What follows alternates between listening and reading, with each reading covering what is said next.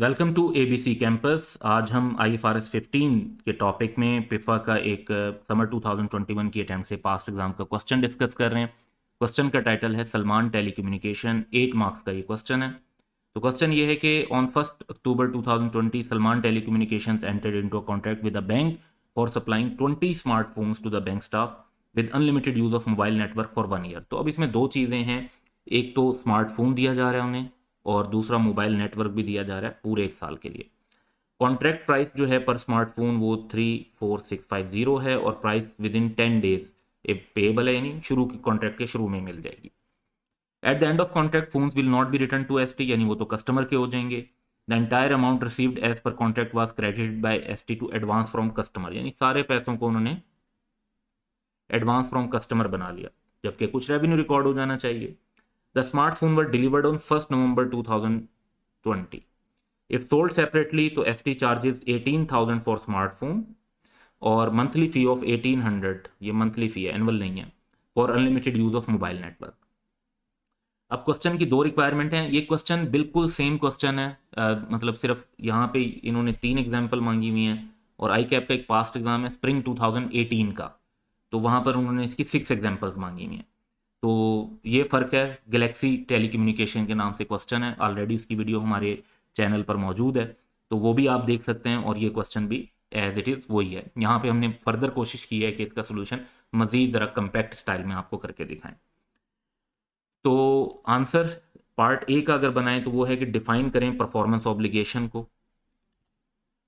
तो performance obligation is a promise in a contract with a customer to transfer to the customer either, दो में से कोई एक चीज, या तो गुड्स और सर्विसेज और बंडल ऑफ गुड्स और सर्विसेज जो कि डिस्टिंक्ट हों, यानी सेपरेबल हों किस्म की, या सीरीज ऑफ डिस्टिंक्ट गुड्स और सर्विसेज जो कि सब्सटेंशियली सेम हो लेकिन वो same pattern of transfer customer की तरफ उसका जा रहा हो। तो परफॉर्मेंस ऑब्लिगेशन की सिंपली अपनी डेफिनेशन यहाँ पे रिप्रोड्यूस कर देनी है और साथ ही है कि 3 एग्जांपल्स भी बताएं। तो एग्जांपल्स बहुत सारी स्टैंडर्ड में गिवन है, हम फर्स्ट 3 यहाँ पे लिख रहे हैं कि depending upon contract different goods and services जो हैं वो परफॉर्मेंस ऑब्लिगेशन हो सकती हैं। फॉर एग्जाम्पल एक इन्वेंट्री जो मैन्युफैक्चरर जो है बनाता है ताकि वो बनाएगा, गुड्स बनाएगा और फिर सेल करेगा, इसी तरह एक रिटेलर जैसे गुड्स खरीदता है और वही गुड्स आगे बेच देता है, तो वो भी परफॉर्मेंस ऑब्लिगेशन होती है। या इसी तरह जो एंटिटी सर्विसेज प्रोवाइड करती हैं तो उनका कोई कॉन्ट्रेक्चुअली एग्रीड अपॉन टास्क कस्टमर के लिए परफॉर्म करना। अब ये था पार्ट ए। पार्ट बी ये है कि एडजस्टिंग एंट्री बनाएं for the year ended 31 December 2020 in according with IFRS 15। अच्छा, अब यहाँ पर ये देखें कि जो एडजस्टिंग एंट्री इसलिए ज़रूरी है कि कुछ ना कुछ रेवेन्यू रिकॉर्ड होना चाहिए, जबकि इन्होंने सारी अमाउंट एडवांस फ्रॉम कस्टमर के तौर पर रिकॉर्ड कर दी है। तो एडजस्टिंग एंट्री जब हम बनाएंगे तो डेबिट और क्रेडिट करना है हमने, उसके लिए हमें एक वर्किंग करनी पड़ेगी। उसमें हमें सबसे पहले दो अपनी जो परफॉर्मेंस ऑब्लिगेशंस हैं उनको देखना है। एक परफॉर्मेंस ऑब्लिगेशन है स्मार्टफोन और इसकी स्टैंड अलोन प्राइस क्वेश्चन के अंदर दी हुई है 18,000। दूसरी हमारे पास परफॉर्मेंस ऑब्लिगेशन है मोबाइल नेटवर्क फॉर 1 ईयर और इसकी जो स्टैंड अलोन सेलिंग प्राइस है वो 1800 मंथली है, जबकि हम जो दे रहे हैं वो 1 ईयर के लिए दे रहे हैं।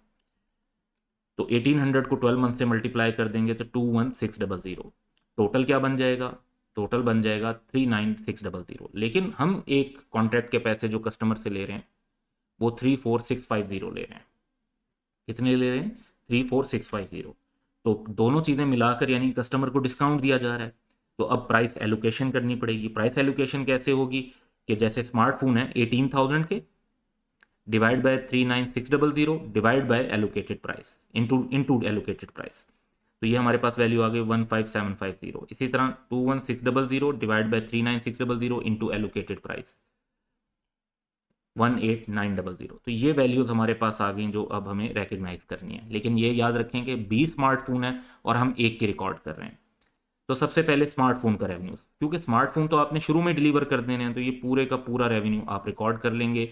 20 स्मार्टफोन हैं तो 20 से मल्टीप्लाई करें, अमाउंट बनी 315,000। जहाँ तक बात है नेटवर्क यूजेज की, तो नेटवर्क यूजेज ये पूरे साल के पैसे हैं 18,900। 20 स्मार्टफोन है वो ठीक है, लेकिन टाइम कब हुआ है? 1 नवंबर को। आप यहाँ पर नोटिस करें कि 1 नवंबर को डिलीवर हो रहे हैं, ईयर एंड आपका 31 दिसंबर में हो रहा है, तो 2 मंथ्स का टाइम है। तो अमाउंट जो है ये 18,900 की एनुअल है। आप ये 18,900 एनुअल लेंगे, 20 सेट से मल्टीप्लाई करेंगे, लेकिन सिर्फ 2 मंथ्स का रेवेन्यू रिकॉर्ड करेंगे, क्योंकि नेटवर्क का यूजेज जो है वो होना चाहिए ओवर टाइम। तो ये बनेगा 63,000। इसका मतलब है कि आपने जितनी अमाउंट एडवांस बनाई हुई है, बाकी तो ठीक है, लेकिन उसमें से ये वाली अमाउंट जो है वो रेवेन्यू बननी चाहिए, और एडवांस को इतनी अमाउंट से हमें ख़त्म कर देना चाहिए, क्योंकि इसके अगेंस्ट हम सर्विसेज और स्मार्टफोन प्रोवाइड कर चुके हैं, और ये अब एडवांस नहीं रहा, कॉन्ट्रैक्ट लाइबिलिटी नहीं रही, बल्कि इसको रेवेन्यू के तौर पर रिकॉर्ड होना चाहिए। तो ये हमारी एडजस्टिंग एंट्री अकॉर्डिंगली बन जाती है। So that's all for today. Have a good day.